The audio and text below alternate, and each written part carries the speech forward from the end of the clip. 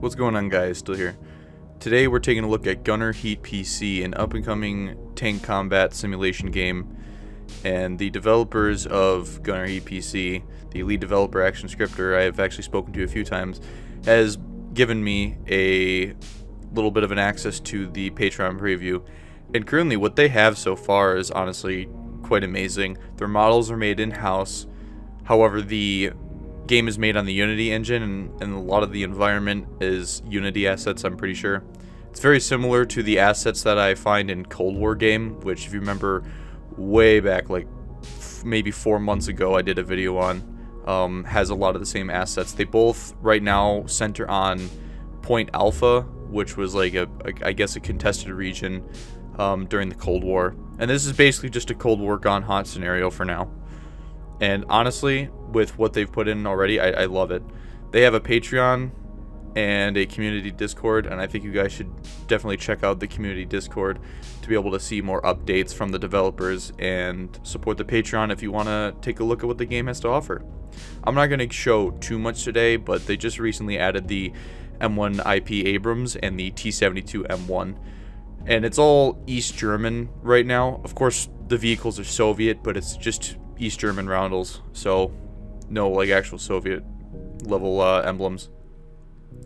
And I think another thing that makes this game have a lot of potential is the fact that these guys are working on a passion project, because I think a lot of games, like I know with Action Scripter, games like War Thunder offer too much of a grind for the level of detail that they offer for modern combat vehicles. Games like Steel Beast, I believe, are actually quite a lot of money to buy. I think it's maybe $100 or something, because it's an actual like tank simulation that I believe countries use to train their crews sometimes. I'm not entirely sure, but I remember hearing that it was like a really expensive game to afford. But yeah, basically, there really is no easily accessible hop in, blow up some MBTs type game. Armored Warfare, you could say, is similar, but Armored Warfare is also a grind fest. There is no, let's say, AAA quality idea product where you can, pay for the game, you play it, you get what you pay for, and then there might be DLCs down the line.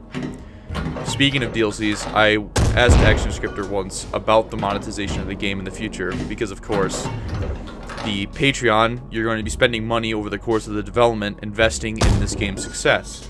So you want to know what in the future you can get out of it, or what money you will have to spend in the future. And I offered up an idea, say, and I think he kind of agreed with me here as the best choice of option.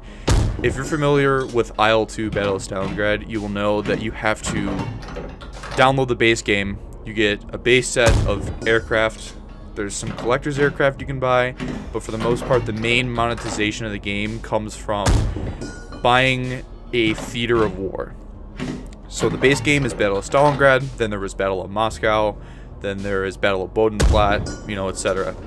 And I said, the base game takes place East Germany, Point Alpha. So when you download the game, you get base game tanks like the T-72 M1, the M1IP, the T-55, the M60A3. There's even an M113 and a BRDM. So you get all those vehicles base. And then you will, let's say, have a Gulf War DLC where you have the M1A1, the Challenger, the, I don't know, let's say the T-72 Line of Babylon. You have vehicles that took place in the theater that might not be in the base game's theater. So you charge maybe, say, $50 for that. You get a whole host of vehicles and a map, which is far superior monetization, since I've been playing DCS lately, to DCS, where you just spend $60, $70, sometimes $80 on a singular vehicle that you have to make a lot of time out of. I think that for this game's success in the long future, that's the kind of monetization scheme you'll want, where you can have a list of vehicles in a theater per DLC. Because there are a lot of theaters of war that had different tanks participate in them over the 20th century. And quite frankly, I think that this game has a lot of potential with what it can do. Right now, I would say it's more of a half-finished Point Alpha like tech demo, but the baseline mechanics are there. You have, like on the Abrams, you have your laser rangefinder, you have your leading computer and stuff like that. All the base mechanics are there. Some things gonna need tweaking, like the Abrams. When you stop, it just lurks back and forth, and it's really wonky. And definitely for a tank of its weight, wouldn't do that. So, but the armor mechanics are there for the most part. The penetration mechanics are there, the ballistics and all that stuff. The coolest thing is that you can analyze after, say, your tank is destroyed or the mission is over. You can analyze how vehicles ricocheted shots or shots penetrated, what crew they hit, what modules they damaged, how, you know, basically analyzing how a tank died, and I think that's pretty cool.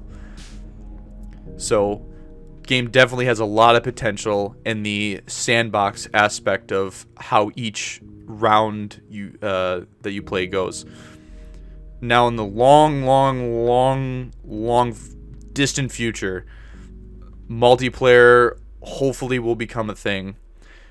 Action Scripter and his team are a very small, I would say very underfunded development group that needs funding for this game to continue being a thing.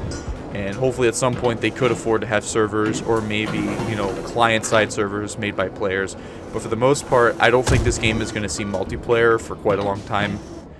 However, I think you get plenty of enjoyment even just from this small little preview of what the game has to offer. So, it is very promising. It's very fun just to drive around in an Abrams or a T-72 cracking tanks at 2,000 meters. Something that War Thunder does not offer, honestly, most of the time.